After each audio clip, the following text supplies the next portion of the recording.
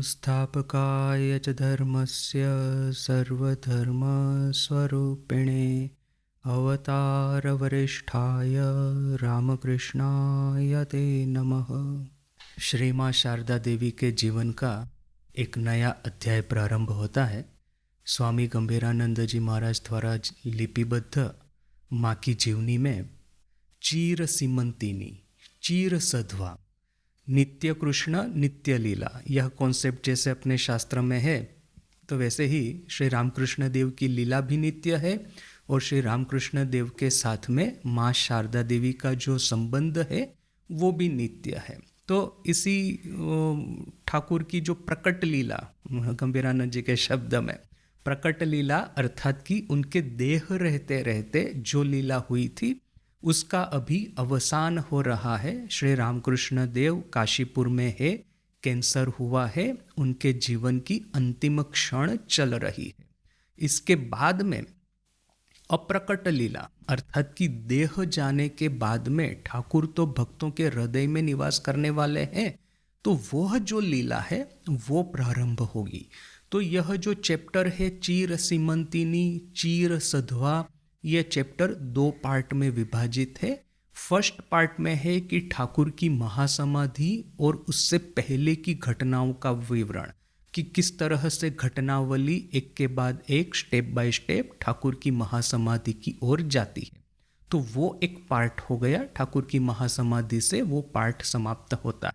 और फिर second part start होता है। सर्वप्रथम तो वो अस्थि को लेकर के जो सब थोड़ा बहुत आर्ग्यूमेंट वगैरह हुआ था, और ये आर्ग्यूमेंट हमने युग नायक स्वामी जी का जो जीवन है, अभी देखिए कि मैंने इस तरह से प्लान किया नहीं था, किंतु ठाकुर की कृपा से ये हो गया है योगानुयोग कि स्वामी जी और माँ का लाइफ ऑलमोस्ट पैरेलल चलने वाला है। ऑलरेडी ठाकुर की महासमाधि के बाद की जो घटनावलियों का विवरण हमने स्वामी जी के जीवन में देख ही लिया है, और देखेंगे कि माँ और स्वामी जी दोनों के जीवन में घटनावली एक दूसरे के साथ में परस्पर संबंधित होते ही रहने वाली है। कब स्वामी जी माँ को मिलने के लिए जाएंगे, माँ का दर्शन करने के लिए जाएंगे, वो फिर माँ स्वामी जी को आशीर्वाद देती है, वो जो सब घटनाएं हैं एक के बाद एक और हम स्वामी जी का लाइफ पढ़ते रहेंगे, दूसरी ओर माँ का लाइफ,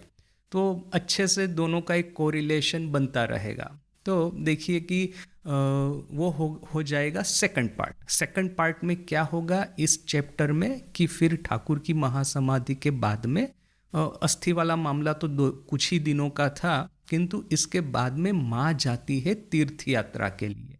ये जो नॉर्थ इंडिया के ये जो सब तीर्थ स्थान है वहाँ पे माँ जाती है, और साथ में ये योगीन महाराज, लाटू महाराज वगैरह भी जाते थे। तो वो जो घटनाएं हैं वो सब भी इसी चैप्टर का पार्ट है।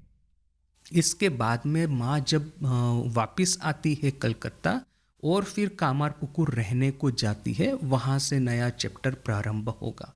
तो यह चीर सधवा चीर सीमंतिनी इस चैप्टर का पहला पार्ट जो है, ठाकुर अभी भी काशीपुर में है, जीवन का जो अंत्य समय है, अंत्य लीला उनकी प्रारंभ हो चुकी है। तो थोड़ा सा पार्ट कर लेते हैं। क्या लिखते हैं गंभीरानंद जी।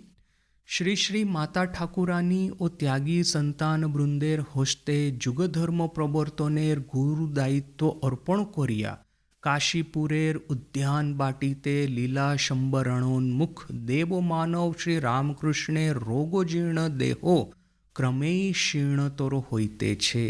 इससे भी लंबा सेंटेंस है, अभी यहाँ पे रुकते हैं और थोड़ा देखते हैं कि श्री श्री माता ठाकुरानी अर्थात कि श्री श्री माँ और त्यागी संतान वृंद के हाथ में युग धर्म प्रवर्तन रूप गुरु दायित्व अर्पण करके काशीपुर की उद्यान वाटी में लीला संवरणोन्मुख, संस्कृत शब्द पूरा, अर्थात कि लीला का संवरण का जो प्रारंभ हो चुका है, या तो फिर लीला के संवरण की ओर चलते हुए देव मानव, लीला संवरणोन्मुख, लीला के संवरण की ओर आगे बढ़ते हुए देव मानव श्री रामकृष्ण का रोग जीर्ण देह क्रमशः क्षीणतर होता जा रहा है।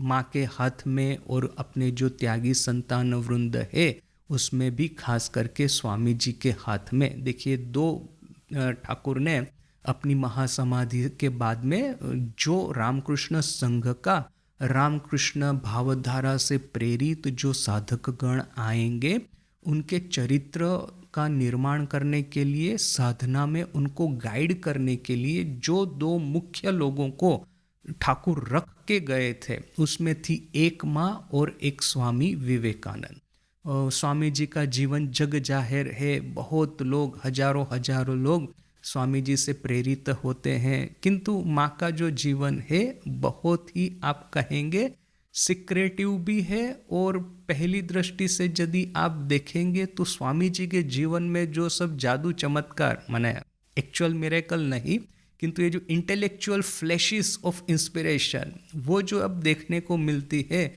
स्वामी जी की पोएम्स देखेंगे, स्वामी जी के आर्टिकल्स देखेंगे, स्वामी जी के प्रवचन देखेंगे, कन्वर्सेशंस देखेंगे, इंटरव्यू दिए हैं स्वामी जी ने, रेमिनिसेंसेस है स्वामी जी के ऊपर में, विदेश में जाकर के इतने सारे डिसाइपल्स जो उनके हुए, उन्होंने स्वामी जी के बारे में कितना सब कुछ कहा है। और फिर स्वामी जी जिस टॉपिक पे बात करते हैं, लगभग ज़्यादातर जो यंग मैन जो होते हैं उनके हृदय के प्रिय टॉपिक है पेट्रियोटिज्म।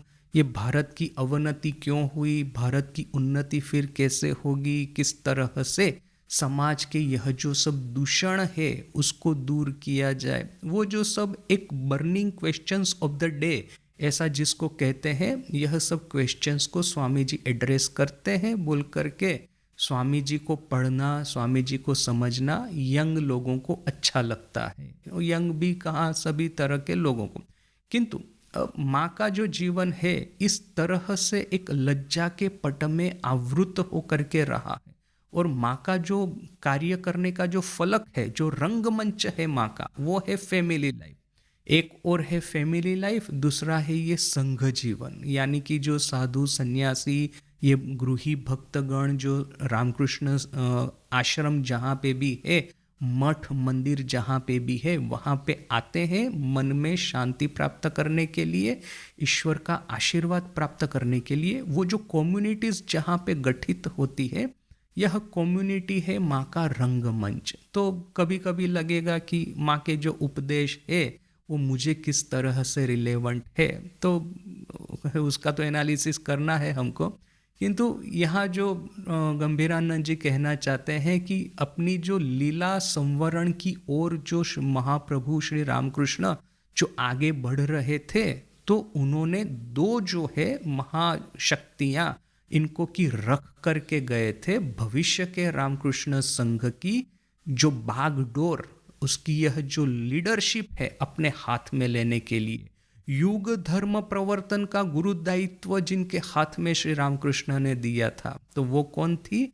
माँ शारदा देवी और स्वामी विवेकानंद। त्यागी संतान वृंद लिखा है, किंतु उनके लीडर तो थे स्वामी विवेकानंद। तो इन दोनों को अपने जो वारसा है, आध्यात्मिक वारसा, साथ साथ में ही ये लीडरशिप, यह दोनों दे करके श्री रामकृष्ण देव का जो रोग जीर्ण देह था, वो धीरे धीरे करके क्रमशः और भी ज़्यादा जीर्ण शीर्ण होता जा रहा था, और उनकी जीवनी शक्ति द्रुतोहास पाइते छे देखिया श्रीमा स्थिर थाकीते पारी लेना। एक तो उनका जो रोग जीर्ण देह है वो जीर्ण शीर्ण होता जा रहा है, साथ में ही उनकी जो जीवनी शक्ति है द्रुत ह्रास, द्रुत अर्थात की स्पीडीली, बहुत ही फास्ट, द्रुत गति से जिसको कहते हैं, ह्रास अर्थात की जिसकी अवनति हो रही है, जिसकी बहुत ही गति से, बहुत ही फास्ट जिसकी अवनति हो रही है, श्री रामकृष्ण की जीवनी शक्ति की यह देख करके माँ स्थिर रह नहीं पाई। तिनी निज जीवने सिंहवाहिनी देवीर करुणा उपलब्धि कोरिया छेन। उन्होंने अपने खुद के जीवन में सिंहवाहिनी देवी की करुणा उपलब्ध की थी, करुणा का परिचय प्राप्त किया था। वही फेमस घटना कि माँ वहाँ पे जयराम बाटी गई है, कलकत्ता में फिर ये जो ब्लड ब्लड डाइसेंटरी है वगैरह, जो माँ को एक के बाद एक रोग हो गए थे, तो फिर वो वहाँ से, और क्या है कि ये डैम्प एटमॉस्फेयर है ना, ह्यूमिड एटमॉस्फेयर गंगा के किनारे का, तो माँ ने सोचा कि चलो वहाँ पे चलते हैं जयराम बाटी। तो जयराम बाटी गए, किंतु जयराम बाटी में थोड़ी ना कोई ट्रीटमेंट करने वाला है वहाँ पे, डॉक्टर वगैरह। तो फिर बेचारी की अवस्था और बद से बदतर होती गई, हेल्थ और भी बिगड़ता गया। आखिर में माँ के जो भाई थे उमेश, मोस्ट प्रोबेबली वही नाम था, उन्होंने माँ को कहा कि ये सिंह वाहिनी है, वहाँ पे हत्या दोगी क्या? हत्या देना अर्थात कि बिना खाए पिए माँ के सामने पड़े रहना, माँ देवी के सामने, फिर वो जो चाहे करे। यदि उनकी इच्छा है कि उनको बचाना है अपने भक्त को, तो फिर उनके जो औषध की व्यवस्था, मेडिसिन की व्यवस्था है वो करेगी, और इच्छा नहीं है बचाने की तो फिर वही बिना खाए पिए वहीं पे भक्त का देह त्याग होगा, और भक्त को यह संतोष होगा कि मैंने ईश्वर के सामने देह त्याग किया है। तो इस तरह से माँ सिंह वाहिनी के सामने हत्या देकर के पड़ी थी। रात को एकाएक सिंह वाहिनी ने आकर के माँ को कहा कि यह जो फूल है उसका रस जो है अपनी आँखों में डालो, क्योंकि माँ की जो हेल्थ है इस तरह से बिगड़ना शुरू हुई थी कि इवन आँखों में दिखना भी बंद हो गया था। तो जैसे ही ये सिंह वाहिनी ने दर्शन देकर के माँ को कहा, साथ में ही माँ ने ये जो फूल का रस अपनी आँखों में डाला, और जितना भी मैला जमा हुआ था आँखों में सब बह करके निकल गया और स्पष्ट रूप से दिखने लगा। और शारीरिक जो दुर्बलता, बार बार जो डाइजेंटरी वगैरह हो रहा है, वो भी धीरे धीरे करके बंद हो गया। और मीनवाइल सिंह वाहिनी देवी माँ को तो यह एक उपाय बताती ही है कि इस तरह से फूल का रस आँख में डालना है, किंतु साथ में ही माँ की जो माँ है श्यामा सुंदरी देवी, जो कि अपने घर में थी, उनको जाकर के सिंह वाहिनी देवी कहती है कि अरे तुम्हारी बेटिया को वहाँ मंदिर में रखा है अकेले, इस तरह से ये क्या उचित है क्या? जाओ उसको लेके आओ, और फिर यह जो एक मेडिसिन है वो उसको देना। बोल करके सिंह वाहिनी देवी ने श्यामा सुंदरी देवी को एक औषध दिया था। और यह जो घटना हम डिस्कस कर रहे थे उस समय भी हमने इसका जो एक एक गहन अर्थ है, इसका एक गहन इंगित है इसके पीछे में, वो भी देखा था कि किस तरह से यह जो मेंटल फिनोमिना है और ये मटेरियल फिनोमिना है, फिजिकल वर्ल्ड और ये world of consciousness, world of चेतना और ये वर्ल्ड ऑफ अचेतना, ये दोनों हमेशा एक तरह से सेपरेट ही दिखते हैं हमको।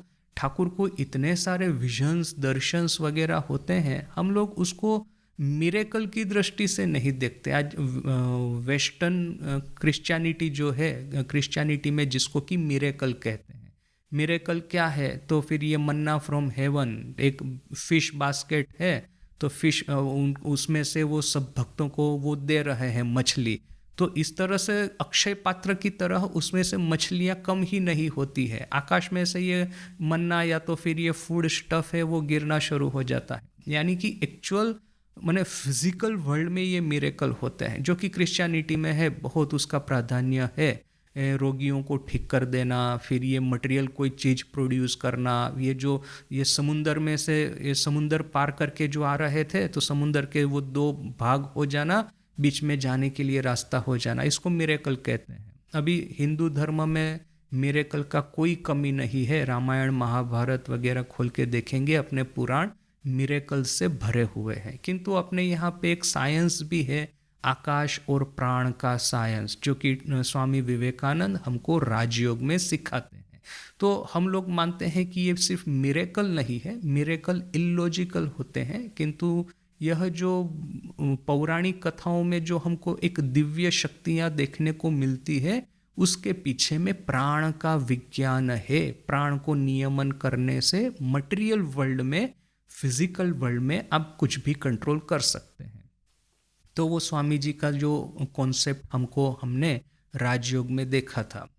तो अभी क्या है कि ठाकुर तो पहले से ही सब तरह की सिद्धाई, जिसको वो कहते हैं सिद्धि, जिसको कि ठाकुर कहते हैं कि ये फिजिकल वर्ल्ड में कोई भी मिरेकल करना, ये जो प्राण की शक्ति का यूटिलाइजेशन करना, वो अपने आध्यात्मिक विकास के लिए बाधा स्वरूप बन सकता है, क्योंकि मेरे पास में इस तरह का पावर आ गया तो मेरा घमंड ही बढ़ेगा, और जितना घमंड बढ़ेगा, जितना ही ये अहंकार बढ़ेगा, उतना ही मैं आध्यात्मिक जगत में दूर से दूर होता जाऊंगा। तो यह अपना कॉन्सेप्ट क्लियर है बोल करके रामकृष्ण विवेकानंद माँ शारदा साहित्य जो है, बहुत ही कम आपको इस तरह के मैजिकल पावर या मिरेकल आपको देखने को मिलेंगे।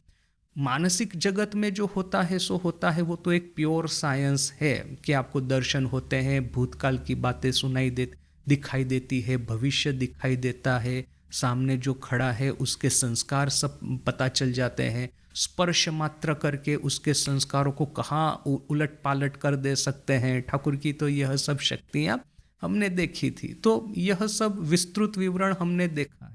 किंतु फिजिकल वर्ल्ड में कोई मिरेकल होना वो बड़ा ही रेयरली हमको देखने को आता है। तो ये सिंहवाहिनी देवी ने श्यामा सुंदरी को जो औषध दिया था, मेडिसिन दी थी, वो एक्चुअली एक फिजिकल मेडिसिन थी। मैंने आप हाथ में पकड़ सकते हैं, आप उसको खा सकते हैं, और खा करके अपने देह पे कोई अच्छा असर भी होगा। तो यह मिरेकल जो है वो एक मिरेकल यहाँ पे हमको देखने को मिलता है। मैंने एक गहन एक इशारा है यहाँ पे कि सिंहवाहिनी की शक्ति सिर्फ आध्यात्मिक क्षेत्र में ही नहीं, किंतु ये मटेरियल क्षेत्र में भी, भौतिक जगत में भी कार्य करती है। तो यहाँ पे माँ को तो यह सब बातें पता थी कि किस तरह से सिंहवाहिनी की माँ के ऊपर में कृपा हुई थी, अपने पे कृपा हुई थी, और इतनी जो बीमार थी माँ, उस बीमारी से माँ को रक्षा प्राप्त हुई थी। तो यहाँ पे गंभीरानंद जी लिखते हैं कि अपने खुद के जीवन में सिंहवाहिनी देवी की करुणा माँ ने उपलब्ध की थी, करुणा का माँ को प्रूफ मिला था। जगतधात्री देवीर कृपाय पितृकुलेर सुदीन फिरिया आशीते देखिया छेन। जगतधात्री देवी की कृपा से पितृकुल के अच्छे दिन, सुदीन फिरत आते हुए देखे हैं। आरो कतो दिके, कतो कार्जे, कतो दूरदीने भगवानेर मंगल हस्तेर निदर्शन पाइया छे। और भी कितनी दिशाओं में, कितनी और कितने कार्यों में, कितने दूरदीन में भगवान के मंगल हस्त का निदर्शन, भगवान के मंगल हस्त का प्रूफ उन्होंने प्राप्त किया है। देखिए कि जब नज़र के सामने विपद आ जाए, आपद विपद आ जाए, और भक्त यदि भगवान को सच्चे दिल से पुकारता है तो भगवान अवश्य मदद करते हैं। तो यह जो सब है, माने अपने खुद के जीवन में बहुत उसके प्रूफ मिले थे, बहुत ही उनको अपनी नज़रों से यह सब घटनावली माने देखी थी। आज की शेई अनाथनाथ ए संकट काले मुख तुल्या चाहिए ना। आज क्या वही अनाथनाथ, ईश्वर कौन है? अनाथनाथ है। जो अनाथ है उनके नाथ है। अनाथ अर्थात कि ऐसा नहीं कि जिसके माँ पिताजी नहीं है, अनाथ अर्थात कि ऐसा कोई कि जो कि ईश्वर के श्री चरणों में संपूर्ण रूप से वो निर्भर है, और उसके सामने जो जिस तरह की जो क्राइसिस खड़ी होती है, उस क्राइसिस में वो संपूर्ण रूप से ईश्वर पे ही भरोसा रख करके चलता है। अनाथ किसको कहेंगे? कि वही ठाकुर की कहानी, कि वो फेमस कहानी कि एक आदमी जा रहा है रास्ते से, और देखा कि वहाँ पे धोबी लोगों ने वहाँ पे वो रास्ते पे वो जो कपड़े सुखाए थे धो करके, उसके ऊपर में पैर पड़ गया। तो अभी धोबियों को तो गुस्सा आएगा ही आएगा, क्रोध होगा ही होगा कि ये तो मेहनत करके कपड़े धोए हैं, सुखाने को रखे, उसके ऊपर में इस आदमी ने पता नहीं आँख है कि नहीं अंधा है, ऐसा करके पैर रख दिया उसने, तो धोबी लोग तो उसको मारने को जाएंगे ही। अभी यह जो आदमी था वो था भगवान का भक्त। तो जैसे ही अब क्या है, धोबी लोग उसको मारने को आते हैं, तो क्या भगवान पे भरोसा रखेगा यदि, और फिर भगवान सोचेंगे कि अरे मेरे भक्त की मैं रक्षा नहीं करूँगा तो फिर उसकी रक्षा कौन करेगा? तो वही कि भगवान वो अपने वो वहाँ पे बैठे थे वैकुंठ में न कि कैलाश में, तो वो जाकर खड़े होकर के भक्त की रक्षा करने को जाते हैं। देवी पूछती है भगवान आप कहाँ जा रहे हैं? तो बोले कि मैं भक्त की रक्षा करने जा रहा हूँ। फिर एकाएक वापस आकर के खड़े हो गए, अपने सिंहासन पे फिर से बैठ गए। देवी पूछती है क्यों इतना जल्दी वापस आ गए? बोला कि उसने अपनी रक्षा करने के लिए अपने से ही पत्थर उठा लिया था। तो देखिए, जब तक पत्थर नहीं उठाता है भक्त, तब तक वो अनाथ है, तब तक भगवान उनकी रक्षा करेंगे, तब तक भगवान अनाथ नाथ उनकी रक्षा करेंगे। किंतु जिस क्षण हमने पत्थर उठा लिया, उसी क्षण जो है भगवान सोचेंगे कि वही तो है खुद की चिंता करने वाला, तो मैं क्या क्यों जाकर के यह सब चीज़ों में हाथ लगाऊं, तो वो वापस आ जाएंगे। और इसके साथ में मैंने कॉन्ट्राडिक्टरी और भी कहानी है कि दो मित्र जा रहे हैं जंगल में, सामने शेर आ जाता है, तो एक मित्र कहता है चलो भगवान को पुकारे, तो दूसरा कहता है कि नहीं नहीं, चलो पेड़ पे चढ़ जाते हैं, बिना इतनी छोटी छोटी चीज़ों में भगवान को क्यों कष्ट देना। तो ये भी कहानी है। एक और तो है कि ईश्वर पे श्रद्धा शरणागति, दूसरी ओर है पुरुषार्थ। तो कौन सा रास्ता हमको करना, माने सही सही में भगवान अनाथ नाथ है, तो फिर हमको ना ही जिस तरह से धोबी के सामने पत्थर उठाने की जरूरत नहीं थी, तो वैसे ही ये शेर के सामने हमको पेड़ पे चढ़ने की जरूरत नहीं है। ठाकुर के टीचिंग में इस तरह का कॉन्ट्राडिक्शन क्यों है? तो एक्चुअली देखिए कि इसकी यदि व्याख्या करनी है तो वही जो अधिकारीवाद, माने पुराना और मैंने जूना ने जानी था, गुजराती में कहते हैं कि वो जो पुरानी कोई दुकान होती है, फेमस दुकान होती है, तो उसमें कहते हैं ये जूना और जानीता, जूना अर्थात कि पुराना और जानीता अर्थात कि फेमस, ओल्ड एंड फेमस। तो ये old and famous doctrine of अधिकारीवाद, कि जब तक हम तमस में डूबे हैं तब तक अपना मन काम कांचन में पूरा फंसा हुआ है। मन के भीतर में जितनी भी कामना वासनाएं हैं, उसके सामने हम एक क्षण भी वो एक धैर्य नहीं रख सकते। जैसे ही काम नज़र के सामने आएगा, काम्य चीज नज़र के सामने आएगी, साथ साथ में ही उसका भोग करना है। तो फिर मन के ऊपर में थोड़ा सा भी बांध नहीं बांधा है, अपनी जो इच्छाओं के ऊपर में थोड़ा सा भी कंट्रोल नहीं है, अपना ये जो विल पावर है संपूर्ण रूप से वो खत्म हो गया है। इस तरह का आदमी, घोर तमस में घोर विषयासक्त आदमी, यदि यह कहता है कि मैं तो सब भगवान पे भरोसा रख के बैठा हूँ, तो इसके जैसा निकम्मा आदमी और कोई नहीं है। भगवान कभी भी उसको हेल्प नहीं करने वाले। अगेन वो पुरानी और ओल्ड एंड फेमस स्टोरी कि एक आदमी का गार्डन था, गार्डन में उसने बहुत अच्छे से फूल पौधे लगाए हैं। एक दिन गाय आकर के फूलों को खाने लगी, उसने गाय को लाठी मारी, गाय मर गई। अभी उसको ये डर लग गया कि गौ हत्या का पाप लगेगा, तो फिर उसने ये लॉजिक खोज निकाला, ये हत्या तो मैंने नहीं की है, हाथ ने लाठी उठाई है, मैंने तो नहीं उठाई। और हाथ के देवता है इंद्र, यानी कि सही तो हत्यारे है इंद्र।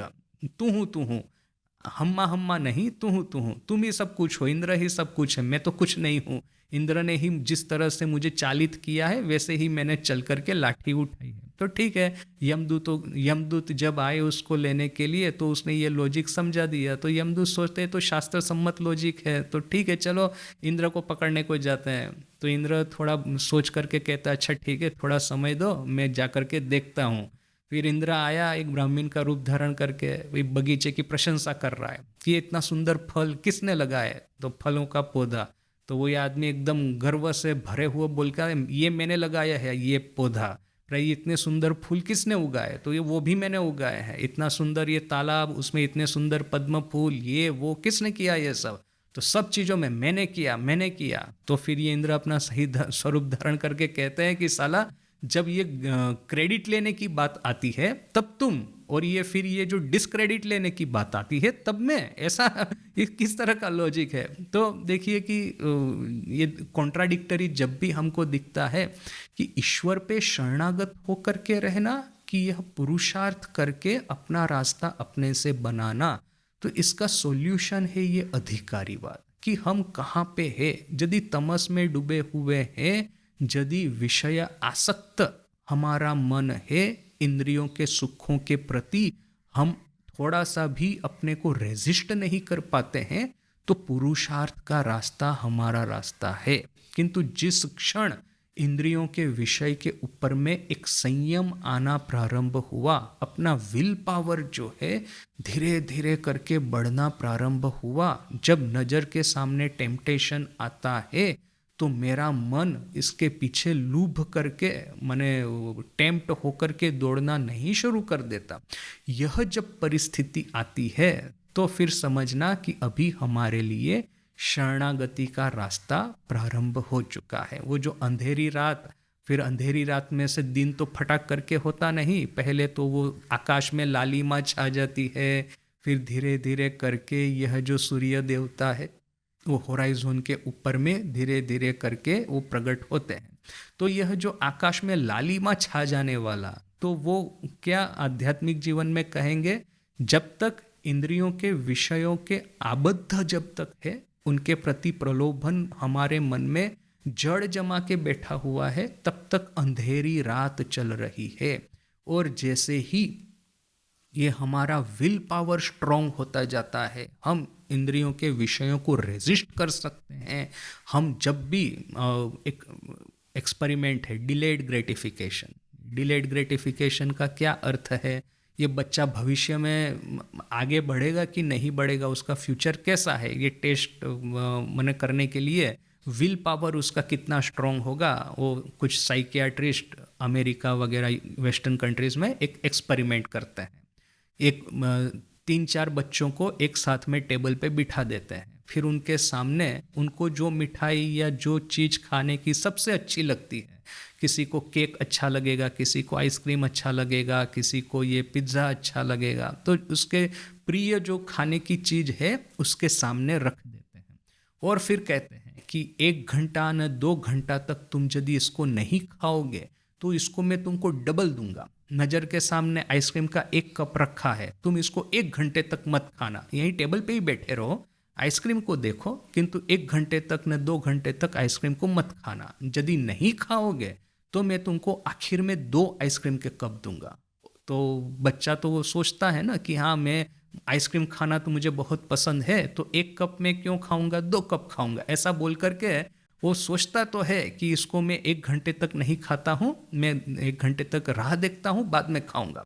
अभी ऐसा सेटअप करके ये बड़े लोग चले जाते हैं। अभी बच्चे हैं, टेबल के सामने आइसक्रीम है, पिज़्ज़ा है, न जो भी है उसको देख रहे हैं, और मन में ही मन में खाने की इच्छा धीरे धीरे करके स्ट्रांग होती जाती है, मुंह में पानी आता जाता है, और सामने प्रलोभन भी है कि यदि थोड़ा रेजिस्ट करेंगे ये टेम्पटेशन को, 1 घंटा 2 घंटा जो भी पीरियड दिया है तो डबल मिलेगा। तो अभी देखिए कि कौन बच्चा क्या करता है। ये लोग सब वीडियो से देख रहे हैं, वीडियोग्राफी कर रहे हैं। एक बच्चा है कि उसका अपने मन पे थोड़ा सा भी कंट्रोल नहीं, ये भविष्य में बड़ा लाभ होने वाला है, ये लॉजिक ही उसकी समझ में नहीं आता। जैसे ही ये बड़े लोग बाहर निकल जाएंगे वैसे ही उसने हाथ मार करके ये आइसक्रीम ना पिज़्ज़ा जो भी है फटाक करके खा लिया, और अभी चुपचाप बैठा है, तो वो तो निकल गया, कॉन्टेस्ट से बाहर हो गया। फिर एक बच्चा है, प्रलोभन तो है और साथ में ये लॉजिक थोड़ा बहुत माइंड में भी गया है, 1 घंटा राह देख लेते हैं डबल हो जाएगा, किंतु बेचारे का विल पावर ही इतना स्ट्रांग नहीं है। लॉजिक ने प्रवेश तो किया है मन में, किंतु यह विल पावर साथ नहीं दे रहा है। तो 5 मिनट 10 मिनट 15 मिनट ये लोग जो वीडियोग्राफी करते हैं ना, आप ये यूट्यूब पे देखेंगे इस तरह के वीडियो बने, वो लड़के के मुंह पे ये जो सब प्रलोभन के जो भाव है ना, इस तरह से एक के बाद एक आते हैं। वो सामने देखता है, फिर इधर उधर देखता है, रेजिस्ट करता है टेम्पटेशन को, किंतु बेचारा रेजिस्ट कर नहीं पाता है और आखिर में उसको खा लेता है, तो वो भी आउट हो गया। फिर जो कुछ रहते हैं बच्चे कि वो सही में प्रलोभन तो है, किंतु उससे भी बड़ा एक दूसरा प्रलोभन है, ग्रेटर प्रलोभन, ग्रेटर टेम्पटेशन, कि ये 1 घंटा नहीं खाएंगे तो आखिर में हमको 2 आइसक्रीम के कप मिलेंगे। तो ये ग्रेटर प्रलोभन की वजह से ये जो अपना विल पावर जो है वो इतना स्ट्रॉन्ग कर लेते हैं कि नहीं खाएंगे तो नहीं ही खाएंगे।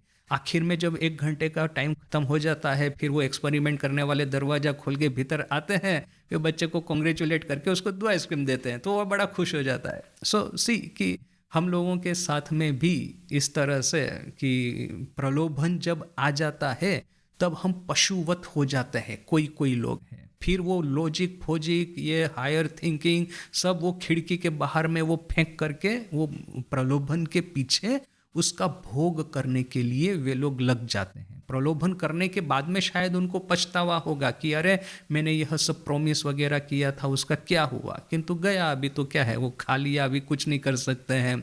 तो वो तो एक कैटेगरी है। फिर एक कैटेगरी है, बेचारे प्रलोभन को रेजिस्ट करने का प्रयास तो करते हैं किंतु बेचारों को विल पावर साथ नहीं देता है। कितना ही प्रॉमिस किया है, कितना ही रेजोल्यूशन लिया, न्यू ईयर रेजोल्यूशन अमेरिका में ये चलता है कि जब न्यू ईयर चालू होता है तो हम लोग रेजोल्यूशन लेंगे कि इस साल में शुगर नहीं खाऊंगा। फिर एक दिन ये रेजोल्यूशन टिकता है 1 जनवरी तक और 2 जनवरी को शुगर खाना चालू कर देते हैं। माने ये कॉन्फेक्शनरी जो भी आइटम है, तो ये इसको कहते हैं न्यू ईयर रेजोल्यूशंस। एक दिन टिकते हैं, दूसरे दिन खिड़की के बाहर। तो ये बेचारे रेजोल्यूशन तो बहुत लेते हैं किंतु उनका विल पावर जो है वो साथ नहीं देता। और फिर तीसरी कैटेगरी है कि हाँ, टेम्पटेशन से प्रलोभित हो तो जाते हैं किंतु एक बार जो रेजोल्यूशन लिया है कि एक उच्च लक्ष्य की प्राप्ति करनी है, ग्रेटर प्रलोभन, माने ऐसा नहीं कि मैं जो ये प्रलोभन है उसको उसी से मैं मुक्त हो जा रहा हूँ।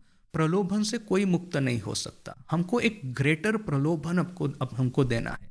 ये इंद्रियों के विषय में क्यों दौड़ूं मैं? यदि मैं ईश्वर प्राप्ति होगी, ईश्वर साक्षात्कार होगा तो उससे जो सुख मिलेगा, उससे जो आनंद मिलेगा, उस आनंद में कहीं पे भी कमती नहीं है। आज मैं 4 कप आइसक्रीम खा लूंगा तो मैं पेट बिगाड़ करके बैठूंगा, किंतु मैं 40 दिन 4 दिन यदि मैं समाधि के आनंद में रहूंगा, मुझे कोई प्रॉब्लम नहीं होने वाला। आनंद उत्तरोत्तर बढ़ता जाएगा। इस आनंद में कहीं पे ज्वार भाटा नहीं है। ठाकुर की लैंग्वेज में ये समुंदर की ये जो लहरें हैं, कभी उसमें ज्वार आता है, कभी भाटा आता है, एब एंड टाइड, ये जो समुंदर की लहरों में होता है। तो किंतु यह जो ब्रह्म आनंद है, ब्रह्मानंद है, उसमें ज्वार भाटा नहीं है, एब एंड टाइड्स नहीं है। आज आपने खाया आइसक्रीम तो हो गया टाइड, माने बहुत आनंद आ गया। फिर खाने के बाद में पेट में दर्द होने लगा तो हो गया आनंद में भाटा आ गया, यानी कि एब आ गया। तो ये दैहिक भोग जितने भी है, जब तक भोग करेंगे आनंद आएगा, फिर आनंद के बाद में रोग ही आने वाला है। किंतु ब्रह्मानंद एक ऐसा है जिसमें ज्वार भाटा नहीं है, एब्स एंड टाइड्स नहीं है, एक कंटिन्यूअस सतत धारा में यह आनंद बहने वाला है।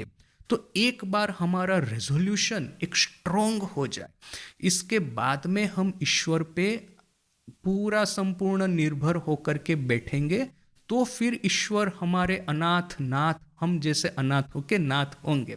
किंतु जब तक वो पहली कैटेगरी का बच्चा है, जैसे ही आइसक्रीम उसके सामने रख करके ये एक्सपेरिमेंट करने वाले बाहर निकले, सीधा ही उसने आइसक्रीम पे हाथ मारा और फटाफट खाना शुरू कर दिया, तो फिर उसके वो अपने को यदि कहेगा कि मैं अनाथ हूँ और अभी मैं जाके अनाथ नाथ के सामने हत्या दे रहा हूँ, तो ये सब चीज़ों का ज़्यादा कोई परिणाम नहीं आने वाला। यही माँ के ही एक रिलेटिव की कहानी है। उनके चाचा न कि कोई एक बार माँ ने वहाँ पे हत्या दी, पता चला कि सिंहवाहिनी देवी सबकी ये जो मनोवांछा पूर्ण करती है, तो माँ के ही ये चाचा न कि कोई रिलेटिव, उनको भी इस तरह से बीमारी हुई थी, वहाँ पे वो सिंहवाहिनी में हत्या दे के पड़े हैं।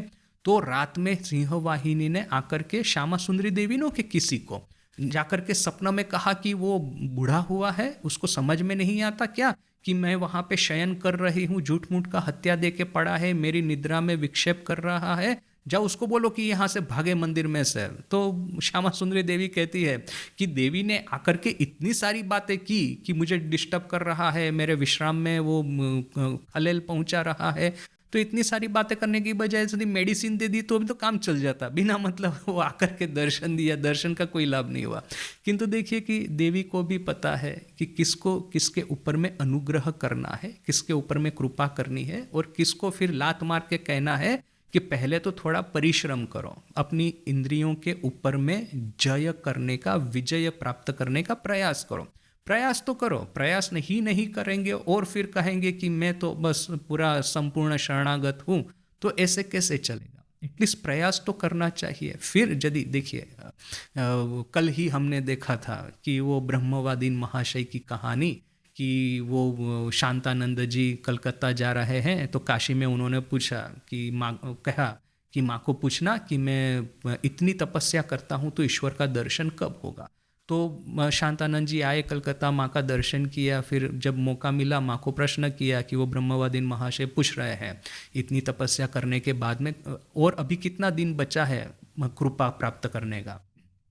साथ में ही माँ ने सीरियस होकर के कह दिया, बड़े ही गंभीर स्वर से, कि ऐसा मत समझो कि वो तपस्या कर रहा है बोल करके ईश्वर के पास में और कोई काम धाम नहीं है आकर के उसको उसको दर्शन दे, उसके ऊपर कृपा करे। ये कोई आपकी मेहनत का परिणाम नहीं है कृपा। कृपा तो परिणाम है ईश्वर की दया का। जब ईश्वर को दया होगी, जब ईश्वर की इच्छा होगी, तब वो दर्शन देंगे। वो इच्छामयी है, इच्छामय है।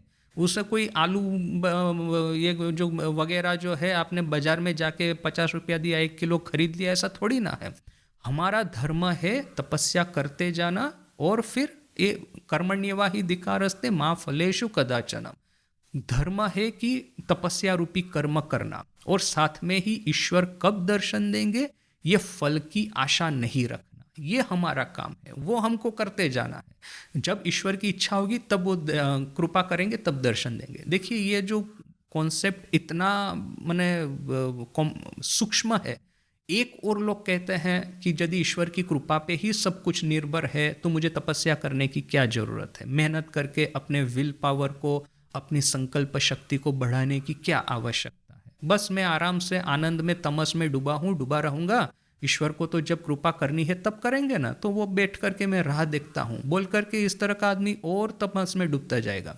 दूसरी ओर एक आदमी है, माने उसको तो कुछ होने ही नहीं वाला है। फिर एक दूसरी ओर एक आदमी है, तपस्या पे तपस्या किया ही जा रहा है, किंतु मन के भीतर में ना एक तरह का अहंकार प्रकट होता है कि मैं तपस्वी हूँ और दूसरे लोग निकम्मे है। ये ब्रह्मवादी महाशय के बारे में इस तरह से तो कोई बात किताब में तो नहीं लिखी, किंतु मैंने अपनी नज़रों से ऐसे साधकों को देखा है। रूटीन बहुत अच्छा है, लाइफ में डिसिप्लिन बहुत है, खाने पीने पे संयम भी काफ़ी है, पढ़ाई लिखाई में भी अच्छे हैं। मैं अपने खुद की बात करता हूँ, दूसरों की क्या बात करता है। अपने खुद की मैं बात करता हूँ कि मैं जब पहली बार यहाँ पे आया था और एक डिसिप्लिन वे में रहने का प्रयास कर रहा था, तो उस समय अपने ऑर्डर के एक सीनियर साधु के साथ में बात हुआ, तो उन्होंने पूछा कि तुम क्या कर रहे हो आजकल। तो मैंने कहा कि इस तरह से मैं अपने को एक डिसिप्लिन वे में रहने का, तपस्या करने का प्रयास कर रहा हूँ। तो जैसे ही मैंने कहा, उन्होंने, महाराज ने कहा कि देखो, तुम यदि इतना तपस्या करते हो ना, तुम्हारे मन में कहीं दूसरों के प्रति तुच्छ भाव न आ जाए, ये बात तुम बहुत याद रखना। बहुत मैंने उसके बारे में कॉशियस रहना, सावधान रहना। तो मैंने सोचा तपस्या करके घमंड आ जाए, दूसरे लोग तुच्छ है, ऐसा कैसे हो सकता है। एक्चुअली घमंड के विरोध में तो हमको तपस्या करनी है ना। ये एरोगेंस आ न जाए मन के भीतर में, इसलिए तो तपस्या करनी है। तपस्या करके घमंड कैसे प्रकट हो सकता है। तो मुझे उस समय वो बात बहुत कॉन्ट्राडिक्टरी लगी थी।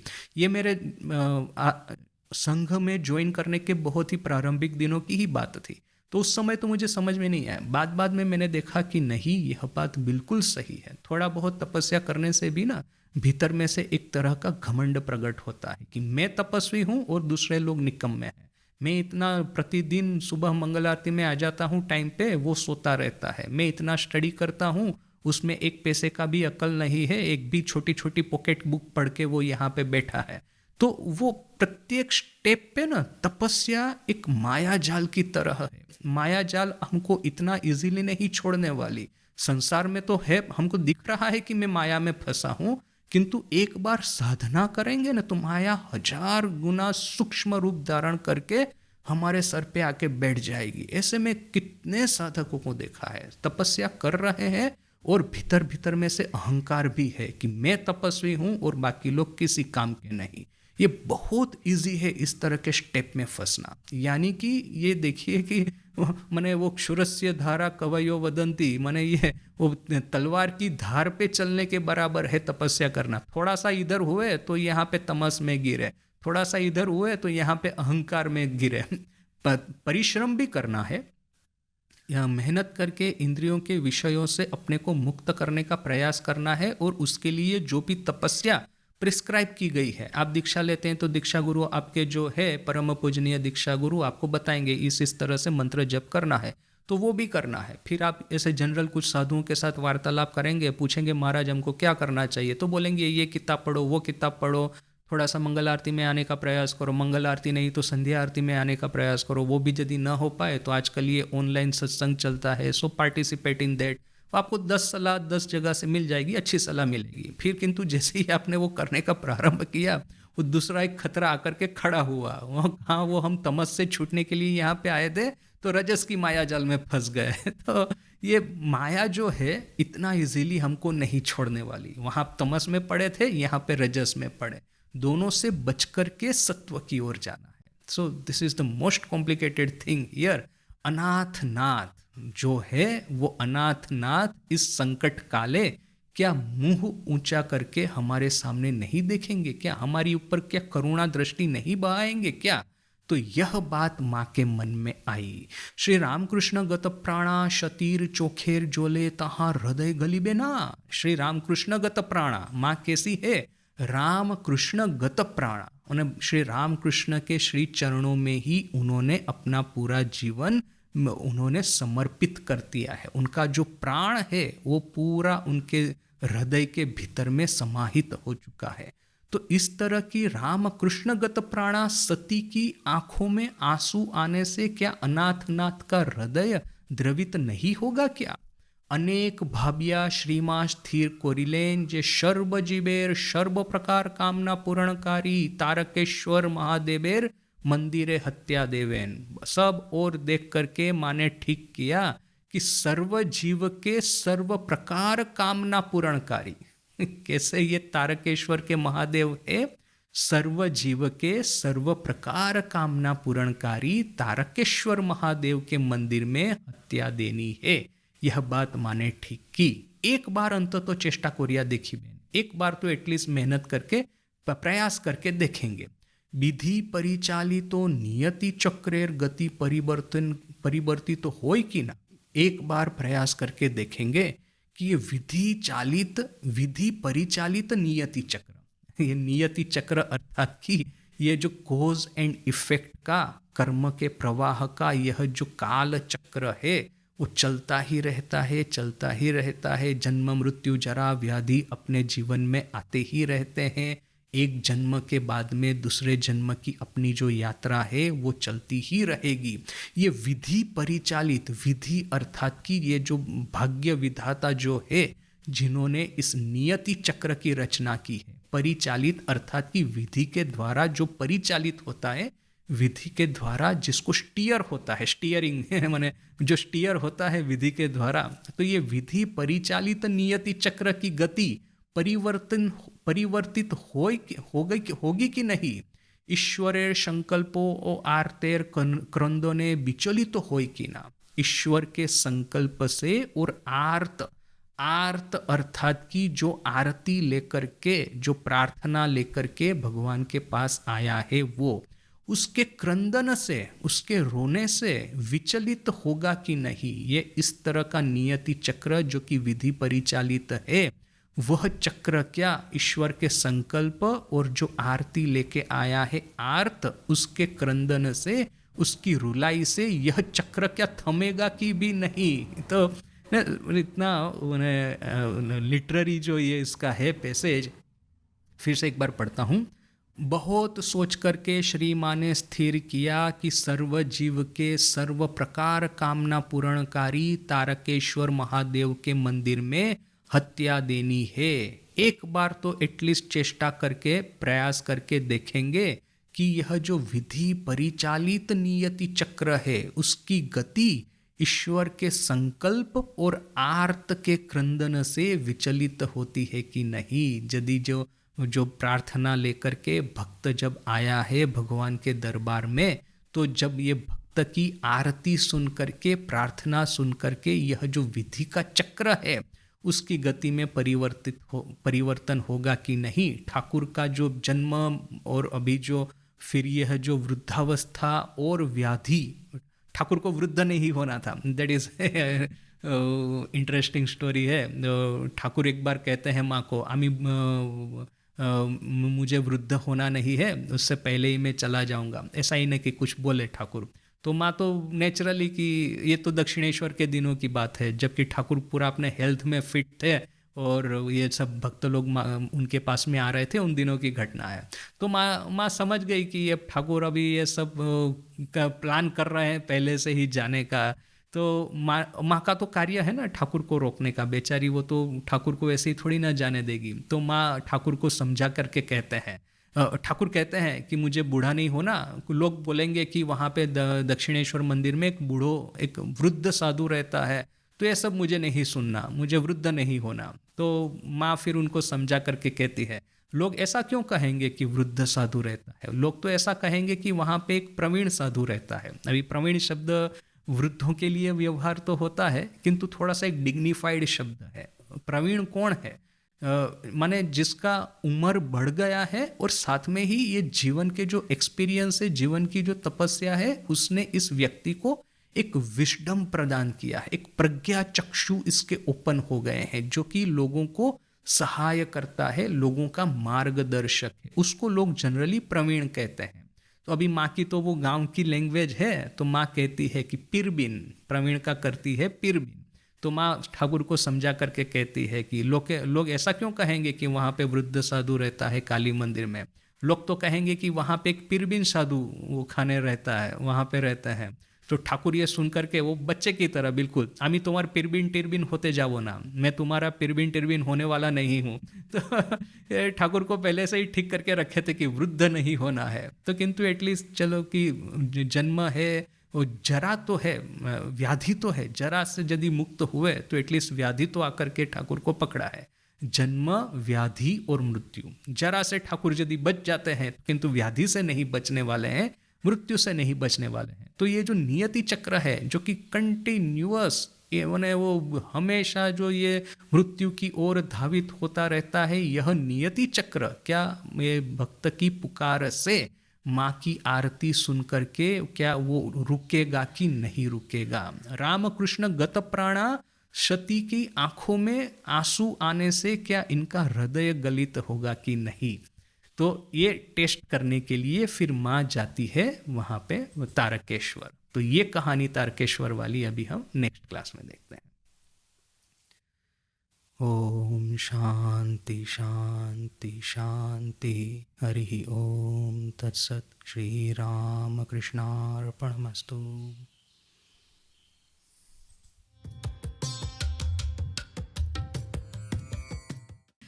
मैंने 50 पे ही बूढ़े बोलते थे, तो 60 पे क्या बोलते हैं? ठाकुर को वो टेंशन था।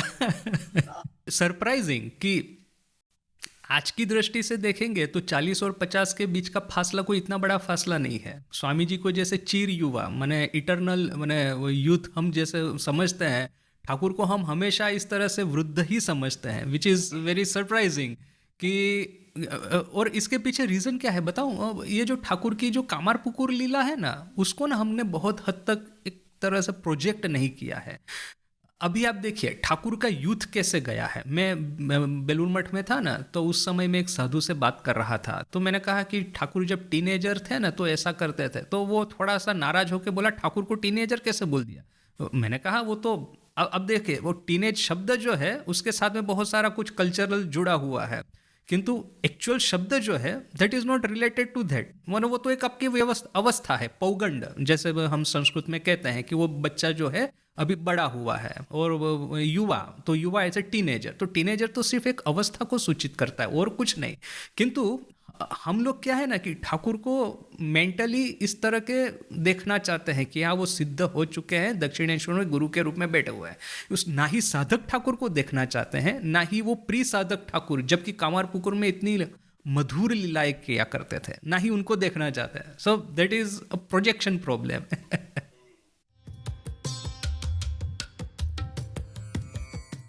ना ठाकुर ने खुद ने कहा ना कि एक पूरा दल है कहता है कि मथुरा वाले कृष्ण ही सही, वृंदावन वाले गलत।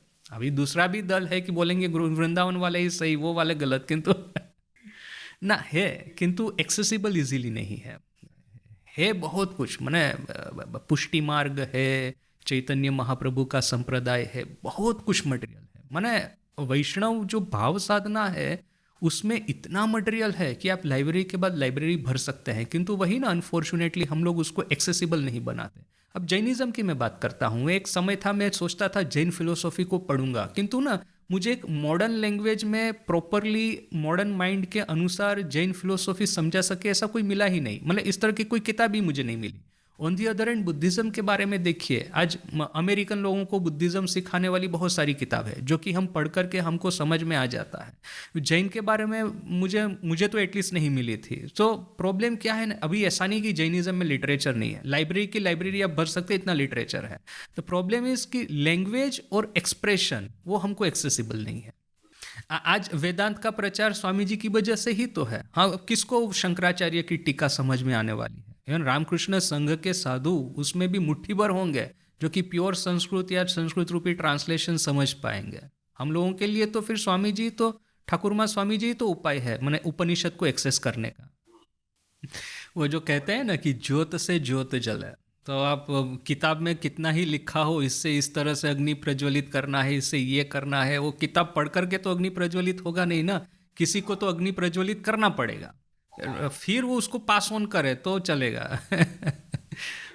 ठाकुर ने कहा ना, मैंने खाना बना दिया, अभी तुम लोग सब बने बनाए खाने पे खाना खा लो, तुमको अभी खाने बनाने की मेहनत नहीं करनी है।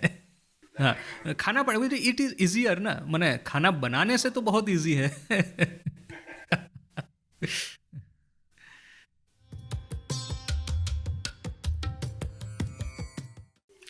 राजा महाराज के पास में एक लड़का आया था। राजा महाराज उस समय प्रेसिडेंट थे, बेलूर मठ में थे। तो लड़का ना मस्क्यूलर था, मोस्ट प्रोबेबली शायद ज्ञान महाराज ही थे, काफ़ी मस्क्यूलर थे। तो ज्वाइन करना है, तो ज्वाइन करना कि as a devotee whatever. तो राजा महाराज उसका जो बाइसेप्स वगैरह है ना, तो ऐसा ऐसा करके पकड़ करके कहते हैं very good very good very good. माने भारत की तो जो परिस्थिति थी उसमें इस तरह का एक मस्क्यूलर लड़का देखने को मिले तो मन थोड़ा चंगा हो जाता है ना। फिर राजा महाराज कहते हैं कि देखो, ये जो लोग जिम में जाते हैं ना कि पहलवानी सीखते हैं ना, वो लोग बहुत हद तक काम के ये जो जोर है उससे बच जाते हैं। तो उसमें लॉजिक क्या काम करता है? बात ऐसा नहीं है कि एक्सरसाइज करने से आपका काम भाव कम हो जाता है, बात है कि आपका माइंड डाइवर्ट हो जाता है। मैं बेलूर मठ में ज्वाइन करने को गया था पहली बार बिल्कुल, तो वहाँ पे हमारा जो बेड है उसके ऊपर में वो रूटीन टंगा हुआ था। ये सुबह को 3:30 को उठना है, 4 बजे मंगल आरती है, फिर वो 4 से 5 5:30 जप करना है वहाँ पे बैठ के मंदिर में, फिर आपको 6:30 का उसके पहले फिर यहाँ पे हमारे ट्रेनिंग सेंटर में आकर के चैंटिंग, और उसके बाद में योगासन, उसके बाद में 6:30 को ब्रेकफास्ट, फिर ये 7 से 8 बजे 1 घंटा तक वेजिटेबल कटिंग, फिर ये फिर से ट्रेनिंग सेंटर में आकर के वो थोड़ा सा वर्क करना है, कर्मयोग, वो गार्डन में काम करना है वगैरह। उसके बाद में स्नान, कपड़े धोना, उसके बाद में क्लासेस स्टार्ट होंगे, उसके बाद में भोजन। 3:30 को जो उठे हैं सीधा बाद में विश्राम मिलता है, भोजन के बाद आकर के कथामृत पाठ करना है, फिर 1 घंटे का विश्राम, सीधा 1 बजे, 1 से 2 2:30 विश्राम, और फिर 3 बजे से क्लास, 2:30 बजे से क्लास स्टार्ट हो जाता है, 1 से 2 का विश्राम, 2 बजे उठ जाना है, क्लास के लिए प्रिपेयर करना है। वो जो उठे हैं सीधा अभी विश्राम होगा रात को 10:30 को, 10:30 को सोना है, 3:30 को उठना है। तो एक बार बेड में गिरते थे ना, फट करके आंख लग जाती थी। फिर कोई ये इंसोम्निया फिनसोम्निया की कोई बात ही नहीं है वहाँ पे कि बैठ करके गप लगाओ ना कि ये करो, कुछ नहीं। जैसे ही आपने लेटा, फटाक करके आंख बंद हो गई, सीधा करके वो सुबह को मॉनिटर उठाने को आया, अरे उठो उठो मंगल आरती का टाइम हो गया। तो इसके पीछे बात ये नहीं है कि चैंटिंग करने से या उस सब से आपका मन जो है वो उसकी ओर जाएगा, नहीं। वो बात है कि आपने मन को एक पॉजिटिव डायरेक्शन में डाल दिया है, अभी आपके पास में अवकाश ही नहीं है वो सब कचरा सोचने का ना। इसलिए तो कहते हैं ना कि empty mind is devils factory. खाली दिमाग शैतान का घर।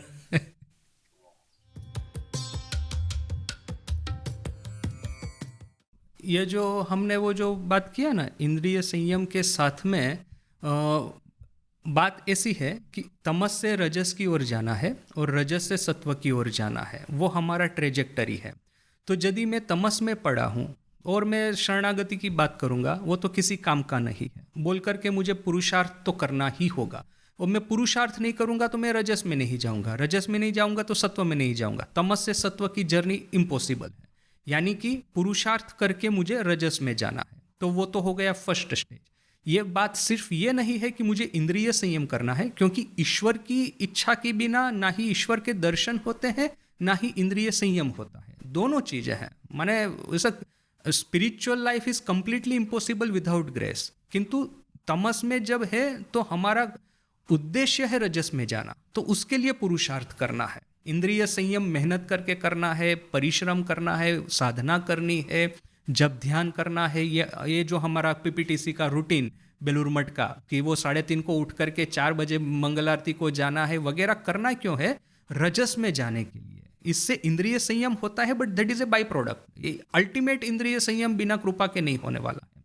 वो पूरा जो हमारा ट्रेनिंग सेंटर का बेलूर मठ का रूटीन था, वो एक ही उसका लक्ष्य था कि जो हम लोग घर में जो तमस में डूबे हुए थे वहां से खींच करके हमको रजस में ले आए।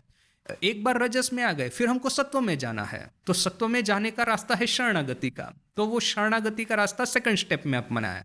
तो उसके बाद में जो है कि वो ईश्वर की कृपा होने वाली है। तो देखिए कि ना ही पुरुषार्थ करके कोई ईश्वर की कृपा होने वाली है, मतलब पुरुषार्थ करके ना ही इंद्रिय संयम होने वाला है, ईश्वर दर्शन होने वाला है, आत्म साक्षात्कार, ना ही कोई शरणागति से कुछ होने वाला है। किंतु यह दोनों है एक स्टेप ऊपर जाने के लिए।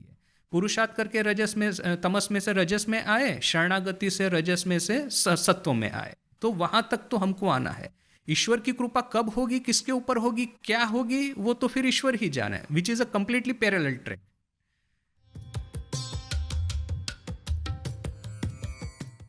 इंद्रिय संयम एक इंडिकेटर है। आप यहाँ से दिल्ली जाएंगे तो माइलस्टोन आना शुरू हो जाएंगे। दिल्ली अभी 1000 किलोमीटर दूर है, फिर दिल्ली अभी 500 किलोमीटर दूर है। तो माइलस्टोन का अपना क्या उद्देश्य है? सिर्फ इतना ही बताना कि इतना जर्नी बाकी है। सो इंद्रिय संयम जो है वो दे आर लाइक माइलस्टोन। जब मैं 1000 किलोमीटर दूर हूँ दिल्ली से, दैट मीन्स कि मैं अभी तमस में डूबा हुआ हूँ, मुझे एटलीस्ट 500 किलोमीटर दूर तक जाना है। वहाँ तक आ गया तो पता चला अभी मैं रजस में आ गया हूँ, अभी मुझे ट्रैक चेंज करके दूसरा मेथड यूज़ करना है। So it is like a indicator.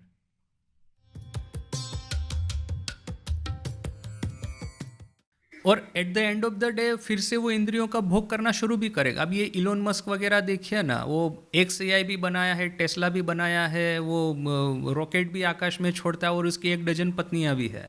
So it is not like a higher goal आप उसको फॉलो करते हैं बोल करके आप काम या कांचन से मुक्त हो जाएंगे, किंतु एटलीस्ट वो जब तक हायर गोल अपने माइंड में पड़ा है ना, वो अब डिस्ट्रैक्शन इतना पावरफुल है कि वो सब छोटी चीज़ों में मन जाएगा ही नहीं।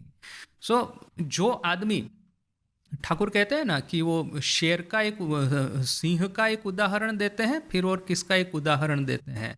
वो सिंह जो है इतना बलवान, इतना राजसी, किंतु साल में सिर्फ एक बार वो रमण करता है। और वो जो दूसरा है छोटा सा कमजोर, किंतु दिन रात रमण में पड़ा रहता है। सो क्या है कि है सिंह महाराजसी, किंतु फिर उसका जो रजस जो है वो इतना डिस्ट्रैक्ट करके रखता है कि रमण सिर्फ साल में एक ही बार करेगा।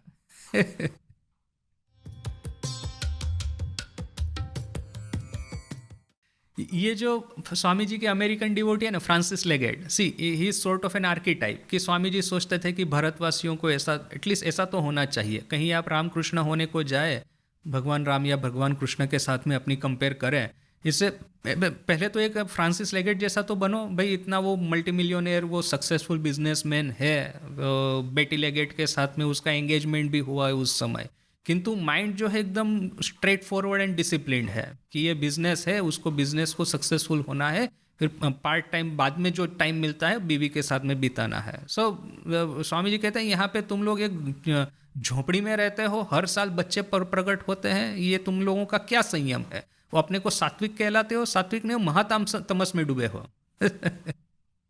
उससे तो वो रजस बहुत अच्छा कि वो मल्टी मिलियनेयर है और नई दुल्हन के साथ में शादी भी किया है, किंतु उसका जो लाइफ है ना वो सॉर्ट ऑफ मैंने वो कंपार्टमेंट है कि जब तक रजस चलता है तब तक रजस ही चलेगा, फिर वहाँ पे वो काम कांचन को नहीं घुसाना है, मैंने दैहिक सुख को वहाँ पे नहीं घुसाना है।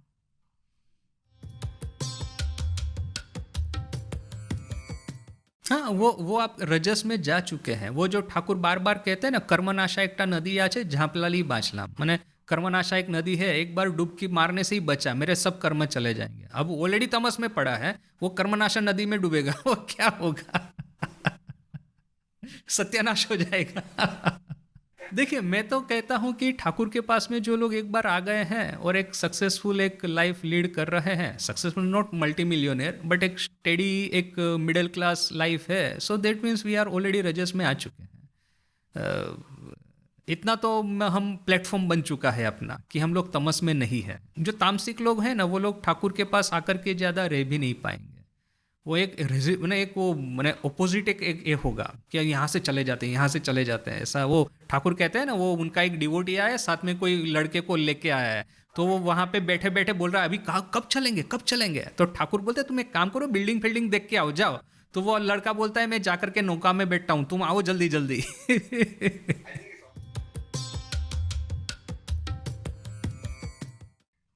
अपने पुराणों के जितने भी विलन है, अब रावण रावण तो इतना बड़ा वेदज्ञ ये था, ऋषि का पुत्र था, फिर भी वो सीता का हरण करके बैठा है। यानी कि यह लोग एक तरह से रजस में तो आ गए हैं, किंतु फिर रजस में से भी सत्व की ओर नहीं जा पा रहे हैं। माने एक स्टेप तो उन्होंने ले लिया, तमस में से रजस में आ गए, फिर इससे आगे वाला स्टेप बेचारे नहीं ले पा रहे हैं। लॉजिक वो उस लड़के की तरह, वो सेकंड वाले लड़के की तरह लॉजिक तो बैठ गया है कि हाँ 2 आइसक्रीम मिलने वाले हैं, किंतु बेचारा वो रेजिस्ट नहीं कर पा रहा है।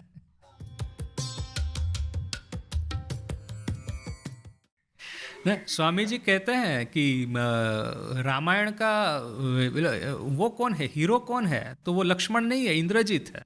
मैं जब पहली हाँ स्वामी जी को ऐसा बोलते सुना, मैं तो एकदम आश्चर्यचकित हो गया। लक्ष्मण से भी ज़्यादा मैंने उनकी रिस्पेक्ट इंद्रजीत के प्रति है। इंद्रजीत तो वो विलन था, अभी विभीषण के प्रति हो तो फिर भी समझते हैं, तो राम का भक्त था। इंद्रजीत तो वो तो मतलब पूरा विलन था, तो नहीं, वो Indrajit is a greater hero than Lakshman, even Lakshman.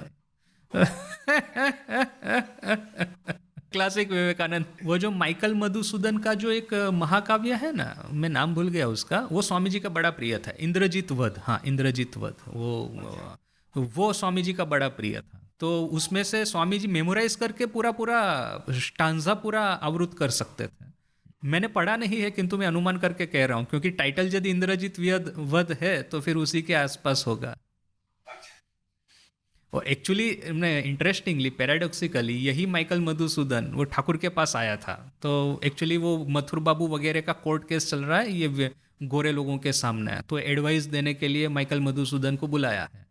तो वो वहाँ पे आया काली मंदिर में, तो किसी ने बोला ठाकुर के साथ में वार्तालाप कीजिए, तो ठाकुर को बुलाया गया। तो ठाकुर उसके सामने आके बोलते हैं कि तुमने धर्म परिवर्तन क्यों किया। तो वो अपना पेट दिखा करके कहता है, पेट के लिए यानी एम्प्लॉयमेंट वगैरह। तो ठाकुर बोलते हैं कि मेरे मन में ना कोई बात ही नहीं आ रही है कि मैं उसको क्या बोलूं। वैसे जनरली ठाकुर के सामने ये केशव सेन वगैरह आ जाते तो ठाकुर की बातों का फवारा खुल जाता है। यहाँ पे ठाकुर बोलते मेरे मन में बात ही नहीं आ रही कि मैं उसको क्या बोलूं। फिर वो साथ में कृष्ण किशोर ना कि कोई था, तो ठाकुर ने बोला कि तुम बोलो कुछ। तो बोला कि जो पेट के लिए, खाने के लिए धर्म परिवर्तन करे, उसके लिए साथ में क्या बात करना। तो मैंने दोनों, उन्होंने उसके साथ में बात नहीं की। और दैट इज ठाकुर। यहाँ पे स्वामी जी है कि वो उसको एक महाकवि के रूप में पहचानते हैं, और उसका जो इंद्रजीत वध स्वामी जी पूरा मेमोराइज करके रखे है। उनका स्टैंडर्ड बड़ा हाई था, आईआईटी लेवल का था। वो आपको 99 90 ये सब उसमें से एडमिशन ही नहीं मिलना। स्वामी जी से सर्व शिक्षा अभियान है।